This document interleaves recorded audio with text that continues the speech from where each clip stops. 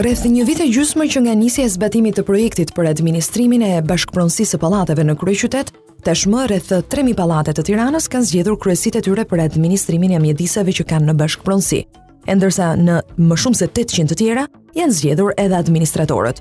Bashkia e Tiranës ka trajnuar dhe pajisur me certifikat qindra administrator në një listë që sa vjen e zgjerohet edhe për shkak të nevojave në rritje për këtë profesion që aktualisht është i parregulluar, ashtu si shumë të tjerë në Shqipëri. Ndryshimi i mënyrës së administrimit në komunitet për banorët e Tiranës ka sjellë mjaft lehtësira në menaxhimin e problemeve apo shqetësimeve të tyre, por nga ana tjetër edhe detyrime ekonomike për ta, si dhe sfida për vetë administratorët. I gjithë ky proces ka rritur edhe interesin e qytetarëve për të kuptuar se si do të funksionojë projekti dhe cilat janë detyrimet e tyre. E madje në disa raste, ky ndryshim ka sjellë edhe pakënaqësi. Kjo shihet shumë qartë edhe nga interesi i qindra qytetarëve që telefonojnë në emisionin Këndi i Ekspertit, i cili transmetohet 3 herë në javë në Report TV, ku gazetarja Valbona Mihilli bashkë me ekspertët e ftuar u përgjigjen shqetësimeve të kryeqytetasve lidhur me problematikën e administrimit të pallateve çdo të mërkurë nga ora 16 deri në orën 17. E ndërsa ky projekt po merr jetë dhe po zhvillohet, doktori Isidor Koti, autori 13 librave në filozofi, publicistikë dhe letërsi, sapo ka botuar librin e tij Sfida në bashkëpronësi, i cili vjen një vit pas librit Kulturë në pallat. Autori është përpjekur të paraqesë para lexuesit në mënyrën më të thjeshtë dhe në gjuhën popullore realitetin e vështirë që kalon administratori i pallatit përmes sfidave të panumërta, shpesh të çuditshme. Në këtë libër bëhet fjalë për disa histori të shkurtra dhe me mesazhe të nënkuptuara të cilat përvijojnë 5 vjet punë të Isidor Kotit në administrimin e pallateve në Tiranë. Sfida në bashkëpronësi tregon raste konkrete se si funksionon bashkëjetesa e vështirë në komunitet, kërkesat dhe kapriçot e banorëve e deri tek detajet dhe vështirësitë e punës së përditshme të një administratori që i duhet ndonjëherë të dalë der më der për të mbledhur tarifën e administrimit.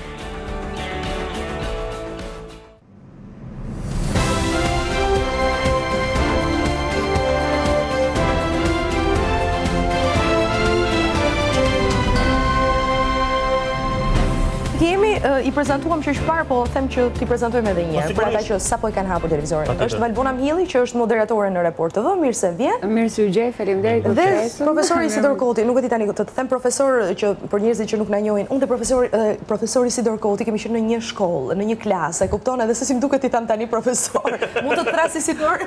Ne jemi miq, mbi të gjitha. Kjo është kryesor. Edhe një periudhë kohë bashkë me zotin Isidor Koti ka qenë drejtori im dikur.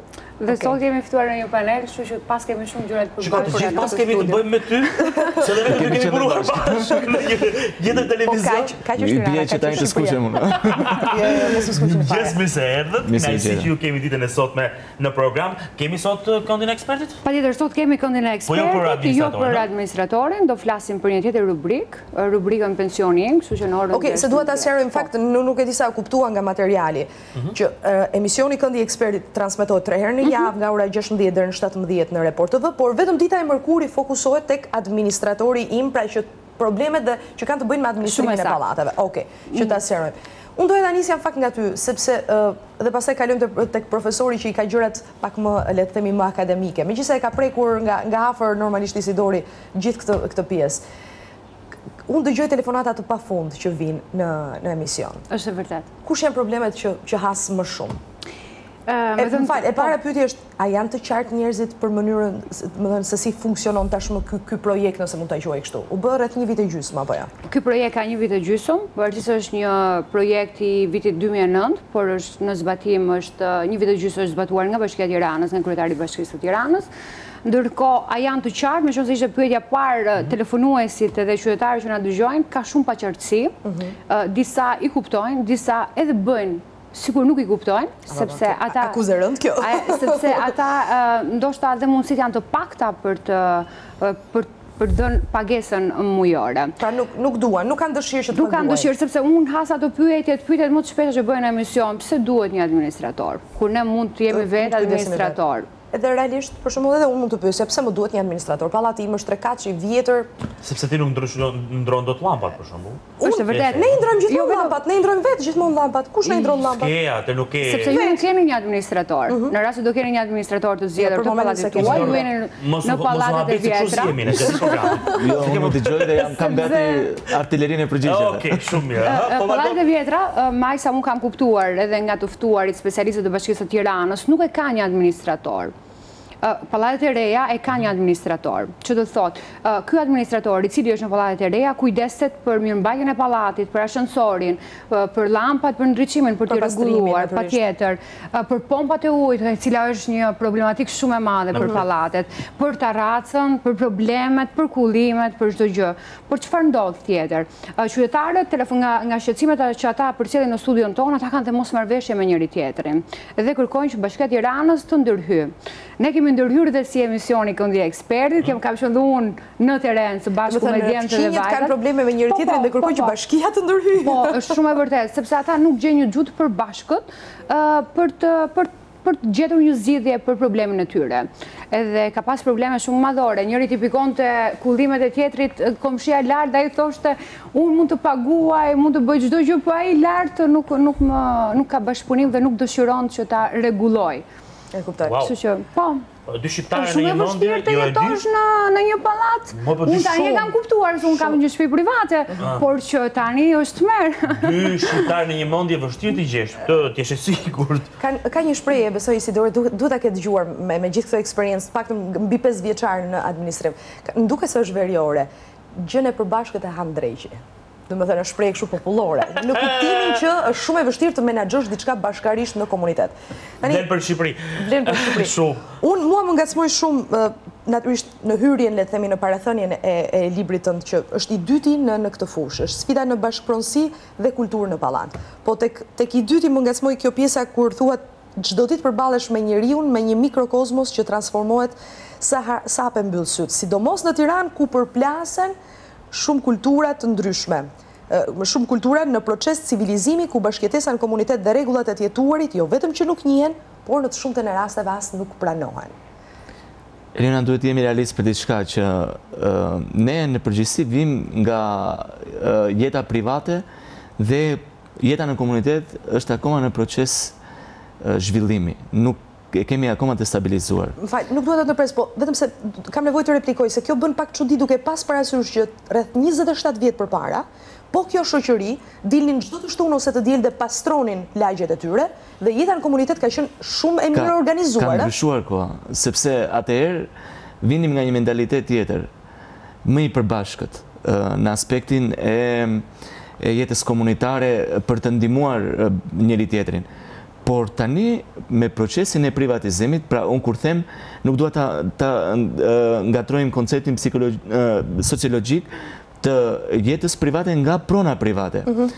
Pse e them këtë? Se kur flasim për pronë private, unë kam parasysh që madje dhe tani, po të shikojmë statistikat, akoma kemi pak më shumë përqindje popullsi në shtëpi private dhe jo në shtëpi komunitar, pra në pallate apo në komplekse banimi.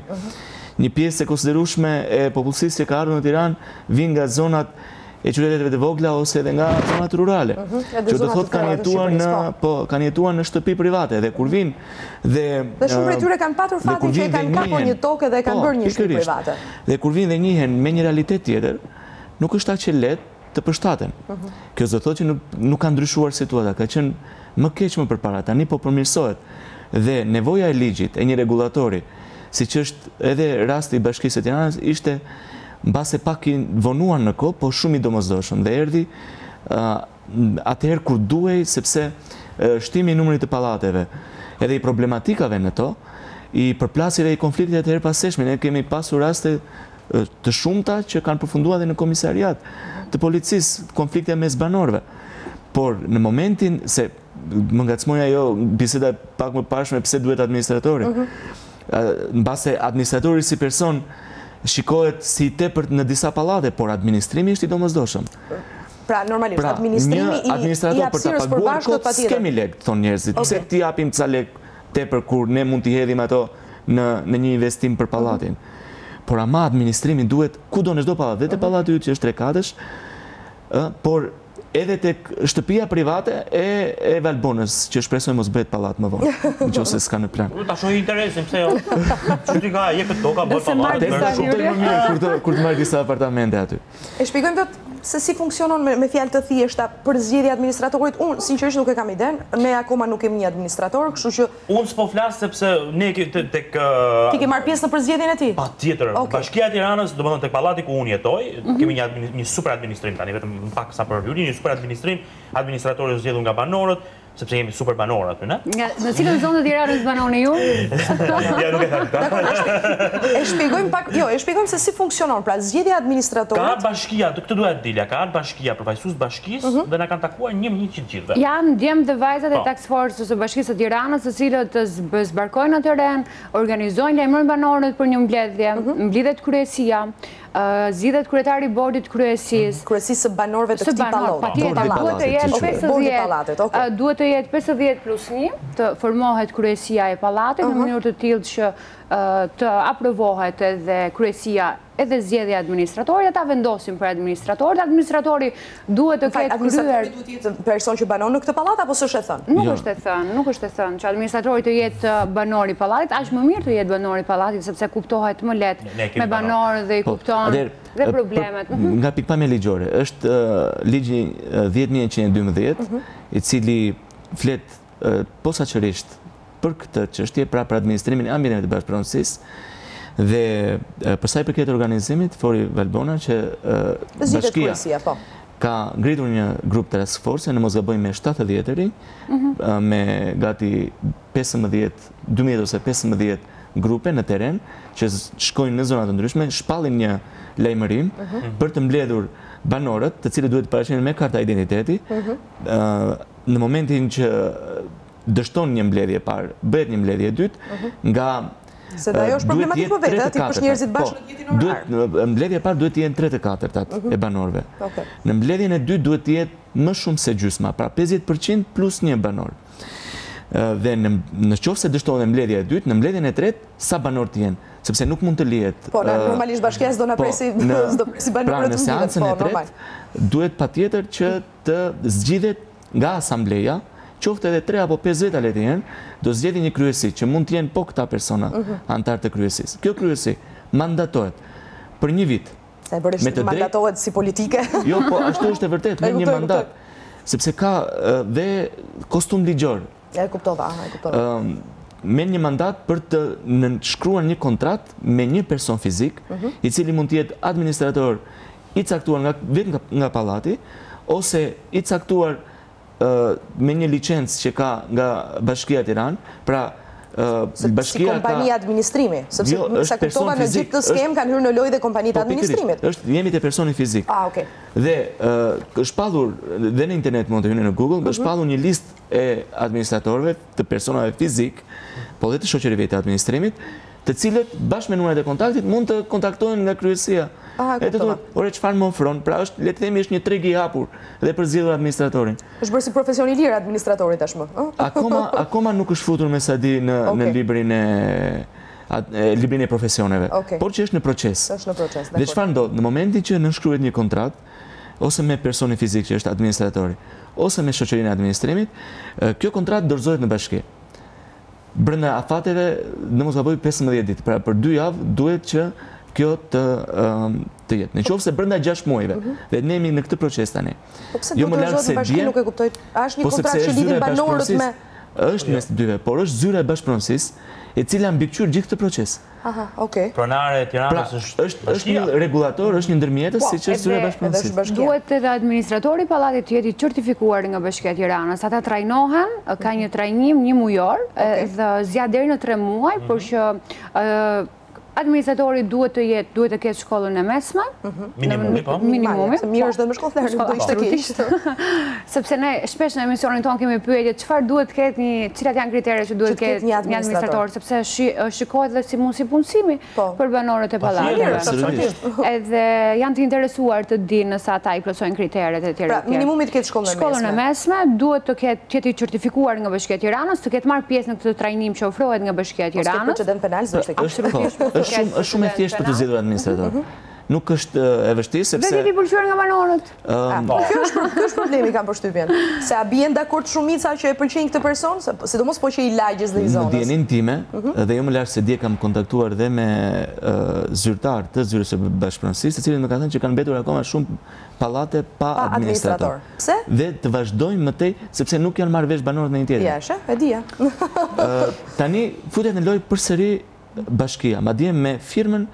Unë nuk të dija do të kisha sjell një kopje të një njoftimi standard që vendoset në gjitha pallatet që quhen të dështuara nga pikpamja e organizimit gjithmonë. Dhe tani vetë kryetari i bashkisë, pra me firmën e tij Erion Veliaj, i jep të drejtën një shoqërie administrimi, me sa jam në dieni janë 3 shoqëri administrimi të kualifikuara, të cilat për 3 muaj futen në pallat dhe bëjnë ato ndërhyrjet e nevojshme, sepse presupozohet që gjithë qëllimi i kësaj skeme është që të funksionojë mirëmbajtja e pallatit. Normale. Nuk është çështja hajt punësojmë disa njerëz apo të mbajmë me hatër disa pallate duke u dhënë një fond komuniteti, nuk është kjo çështja. Çështja është që të rritet cilësia e jetesës, por mbi të gjitha edhe e bashkëpronësisë. Po dhe imazhi të qytetit. Sepse në momentin që ne kemi pallate të mira, i kemi të veshur ato me lyerje, me sistem kapot që po aplikohet, patjetër që merr edhe një jo vetëm kaq, po mua më kujtua domethënë që ka pasur dhe raste shumë të rënda ku ka arritur që mungesa e administrimit nga ana e pallatit, njerëz kanë humbur jetën në ascensor. Ka ndodhur në Tiranë? Ka ndodhur në Tiranë. Sikurse ka ndodhur dhe që kanë vrarë administrator, a? Besoj jeni ndjeni. Po, në 2014 ka ndodhur në Fier, është vrarë një administrator pallati. Pse? Për shkak të keq administrimit të pallatit? Futuni në Google edhe mund ta lexoni. Për shkak të punës? Një konflikt me një nga banorët që nuk paguante. E tmerrshme. Duke shkuar maj më maj, siç e themi në gjuhën popullore. Megjithatë duhet theksuar që nuk është e thjeshtë puna e një administratori. Ka një përgjegjësi shumë të madhe dhe disa prej tyre edhe ankohen në emisionin tonë, sepse thonë... Ankohen administratorët? Po, edhe administratorët, sepse thonë, banorët nuk më japin lekët. Jetojnë, për shembull, kaq familje në këtë pallat, dhe 50% e banorëve nuk... Po mirë, çfarë ndodh në rastin e... Sa është tarifa? Ka një tarifë të përcaktuar? Ka një tarifë të fikse. Ka një tarifë fikse që është 10.000 lekë. 10.000 lekë të vjetra. Në vit, në muaj? Në muaj. 10.000 lekë të vjetra në muaj? Në muaj. Por megjithatë, kjo vlerë edhe mund të rritet, se varet nga shërbimet... Për një pensionistësh nuk qenë ka e vogël kjo. Varet nga shërbimet që ju dore të merrni. Në një detaj që është shumë i rëndësishëm, sepse gjithë kjo problematik krijohet nga arsye financiare, aty jemi realist. Po normale. Dhe çfarë ndodh? Kryesia e mandatuar, pra tham, nga bashkësia e pallatit ose nga asambleja e banorëve, diskuton në një nga vendimet e saj, pra në një nga mbledhjet e saj, dhe vendos dhe tarifën. A nuk është se është e përcaktuar me ligj, po themi? Tarifa përcaktohet nga vetë banorët. Nga vetë banorët. Duhet ta theksojmë këtë pjesë. Dhe tarifa vendoset mbi bazën e shërbimeve që ofrohen. Sepse çfarë ndodh? Nëse në një pallat të vjetër nuk ka ascensor, nuk është logjike që të paguash për një shërbim që nuk ekziston. Unë gjithë shkallët, çdo ditë. Në pallatet e vjetra, më fal që të ndërpres vizitor. Në pallatet e vjetra ekziston kjo, ama në shumicën e rasteve tek pallatet e Tiranës, sepse vetëm në Tiranë është shtrirë projekti administratorë dhe ata janë në përpjekje për ta tejkaluar, për ta shtrirë dhe në qytetet e tjera. Megjithatë, ajo çfarë unë kuptoj, paktën me bashkëbisedim drejt për së drejti me qytetarë që telefonojnë në studio.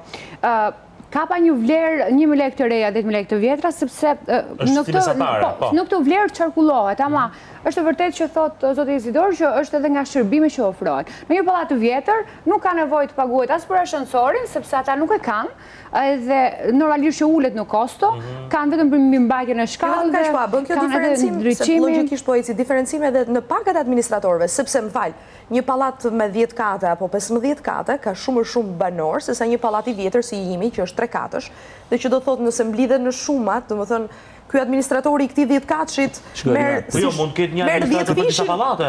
Çiko, dhe kjo është vërtet, po ti bien pak lapsit. Asaj po përpiqem, aty po përpiqem ti bie. Mblidhen banorët e diskutohet në një pallat, po themi të ri që ka dhe ascensor dhe pompën e të gjithë merat. Familje. Familje, po, 100 familje. Tani çfarë ndodh? Ne do t'i bijmë lapsit në kuptimin që mblidhemi, marrim me një letër dhe themi sa lek do ascensori në muaj? Kaq. Sa lek na duhet për mbajtjen rutinë të pompës. Po kush i përcakton? I diskutojmë në mbledhje, të gjithë banorët. Bëhen të gjithë zërat bashk dhe themi po sa do pastruesja që pastroj për shkak të 50.000 lekë të reja në muaj na duhen për shërbimet rutinë. Po çfarë duhet bërë tjetër? Duhet menduar dhe një fond rezervë që e parashikon dhe ligji. Sepse ne e dim shumë mirë, na ndodhe në shtëpi, që shtëpia sa sipërfaqe ka, jo më një. Mund të ndodhë një digjet pompe apo një buton ashensori që ka nevojë për një fond të veçantë. Duhet parashikuar dhe një nga probleme që ndodhen në pallate, dhe kjo ndodhe për arsye sepse nuk blidhen të gjitha lekët, është që nuk ngelen lekë për fond rezervë. Dhe kur vjen puna që këtu është vështirësia e administratorit që duhet patjetër ta rregulloj pompën apo ashensorin apo ngelet e pa lekë për detergjent ndonjëherë për pastruesen, atëherë vjen pyetja e madhe, ku do t'i gjejmë lekët për këto? Edhe me leckë ujë kemi larg tjetër, nuk ka nevojë për shumë për detergjent. Problemet janë zinxhir. Dhe njerëzit ankohen, po unë ka paguar 10.000 lekët. Pse se ka paguar ai tjetri? Shko merri aty gziu ti me atë. Po, kjo është e vërtetë. Këtu duhet futet ligji. Dhe kjo është, mendoj unë, problemi më esencial i gjithë kësaj historie, që është një histori shumë e këndshme, shumë e pritur nga gjithë njerëzit. Ti përdesha ke bërë libër të këndshme, duhet ta kesh parë në këtë kënd vështirë, por para se të kaloj te libri dhe një gjë shumë praktike. Thjesht u bëra kurioze. Kur mblidhet kjo shumë dhe që vendoset dhe diskutohet nga banorët, kjo shumë parash i përveç shpenzimeve që mendohet pra 1, 2, 3, 4 që renditet ti, kjo shumë duhet siguroj dhe pagën e administratorit, apo jo? Sigurisht. Okej. Por nuk është e thënë që duhet të paguajnë me këtë shumë gjithë pagën e administratorit. Nëse administratori ka të drejtë të mos mbajë vetëm një pallat, rreth rrotën mund të mbajë edhe disa pallate, ose një shoqëri administrimi mund të ketë tani kompaninë e Tiranës që janë me 100 godina, 100 pallate që nuk është pak, por që ama duhet të kenë administrator për njësi të afërm, për po themi një të njësia 5, janë afër disa pallate dhe ai ndjek në proces. Për ta mbështetur këtë që ta thotë, praktikisht është stili amerikan i administrimit të pallateve. Eksaktësisht e di personalisht se njoh dikë që e bën këtë punë. Helbete, e ke qenë në Amerikë zotë. Jo, në Amerikë nuk kam qenë, po njoh dikë që e bën këtë punë, që një administrator mund që është i varur nga një kompani administruese, që përgjithsisht atje funksionon me ata të cilët kanë ndërtuar pallatet, pra ai që ka ndërtuar. Këta janë handmaker, mos gabojmë. Pra ju jepen dorësh edhe për pak hidraulike, elektricisë. Dhe mban disa prej pallateve, pastaj ka edhe lehtësira të tjera në qëndron një banesë aty te palase etj. Isidor e ke bërë këtë punë, le të themi, prej gati 5 vitesh në teren. Pasion i madh. Ndonjëherë dhe i detyruar, po dhe i pëlqyer rrugës. Jo, doja të thoja, ke vendosur pastaj të bësh 2 libra. Unë natyrisht nuk i kam lexuar dhe jam kurioze, domethënë, këtu ka sherrë njerëzish? Pse ma bëre këtë? Pse si ja dhe lekët? Atëre, shumë shkurt. Libri i parë, Kulturë në pallat, që ju e keni në dorë, është botuar vitin e kaluar, në 2017, ishte fillimi i procesit dhe unë do doja atëherë që bashkë me procesin paralel të zgjedhjes së asambleve të administratorëve të rinj të krijoja edhe një, le të themi, një lloj manuali për administratorët nga pikpamja e organizimit të ligjit, se si duhet të funksionojë mirëmbajtja, se si duhet kontraktohet e kështu me radhë. Pra, le të themi, kjo është një lloj manuali për administratorët. Ky shërben më shumë administratorëve. Por edhe qytetarëve të interesuar, që duan të kenë informacion. Me që thua që është një lloj manuali. Po, kurse libri i dytë, që është botuar para gati një muaji, pra është Sfida në bashkëpronësi, merret me raste konkrete, me histori të shkurtra, në të cilat problemet nxjerrin mesazhe. Dhe qëllimi im është që historitë e treguara. Se do të fokusohet Dani, mund të fokusohesh këtu, nëse ke më kollaj, do të fokusohet kamera. Patjetër. Historitë e treguara nga ana ime dhe të përjetuara nga unë rolin e administratorit në raport me banorët, do doja që të nxjini mësime nëpërmjet këtyre historive dhe mesazhet të jenë të qarta që në thelb jeta në komunitet, pavarësisht problematikave të ndryshme që përçon, është e nevojshme që jo vetëm të bashkëjetojmë, por dhe të ndikojmë për mirë në mënyrë që të jetë me kualitet dhe jeta jonë, por dhe prona jonë. Ti vazhdon të bësh këtë punë? Vazhdoj, momentalisht vazhdoj. Ska ardhur ndonjëherë shpirti majtundës me njerëzit, me banorët realisht? Një ditë jo, po thjesht. Nëse marrim raportet. Por përsëri them që është një punë shumë e vlefshme sepse nuk është thjesht një punë, por është një mision. në momenti që Është edhe pak në mënyrë poetike kam përshtypjen se librat e tut më parë shumë janë të fokusuar në letërsitë e fillit. Është një punë publike, ha? Po, patjetër. Në momentin që ti ke gati 200 familje, siç jam në një kompleks banimi ku dhe banoj 200 familje që ti i pret dhe i përcjell në shtëpi, po themi në mëngjes dhe në darkë, kur ata kthehen, dhe ata e dinë që ka njëri që kujdeset për ambientin e bashkëpronësisë. Janë më të sigurt, janë më të qetë. Mendoj që ka një lloj sigurie më të madhe. Do të thënë ti gjithë ditën do aty rri. Në një farë mënyrë. Megjithatë, të fundit, megjithatë duhet të bëjmë një përmbledhje për gjithë djemtë dhe vajzat e Task Force të Bashkisë së Tiranës, të cilët janë duke na ndjekur në këtë moment, janë të informuar që sot do t'i përfaqësoj. Unë i falenderoj që bëhen pjesë e emisionit ton, Këndi Ekspertit, në rubrikën e tyre tonën së bashku administratorin. Sepse çdo të mërkur vjen një prej tyre. Vjen njëri nga ata. Duhet theksuar që janë rreth 800 janë rreth 800 administratorë deri në këtë moment, 800-900 administratorë në Tiranë. Duhet theksuar se djemtë dhe vajzat janë prezent mbi 3000 objekte.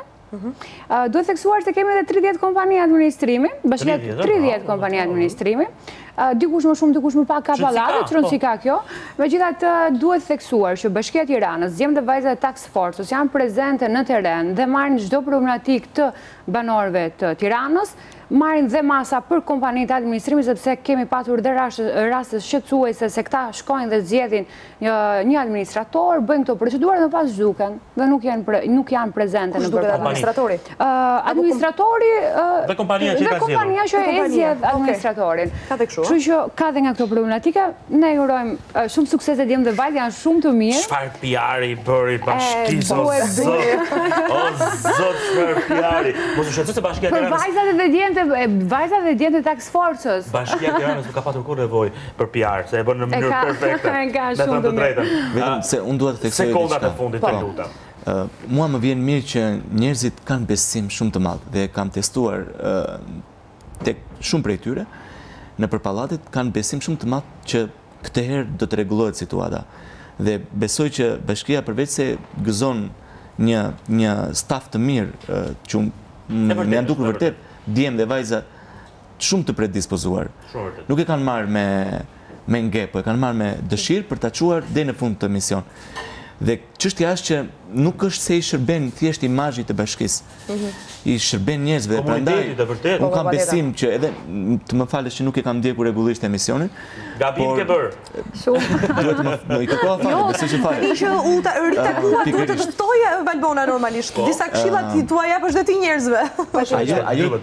Ajo që kuptoj është që njerëzit kanë krijuar besim dhe duhet ta shpërblej bashkia këtë besim që kanë njerëzit tek zyra e bashkëpronësisë. Shumë e drejtë. Dhe besoj që marrëdhënia do të jetë shumë korrekte dhe do të kemi shumë shpejt brenda pak muajve një proces të ezauruar, sepse besoj që janë drejt finalizimit edhe pallatet me caktime administratorëve. Shumë faleminderit, natyrisht suksese. Për momentin mos bëj libër tjetër, prit njerëz të lexojnë këta njerëzit këto dy libra, domethënë.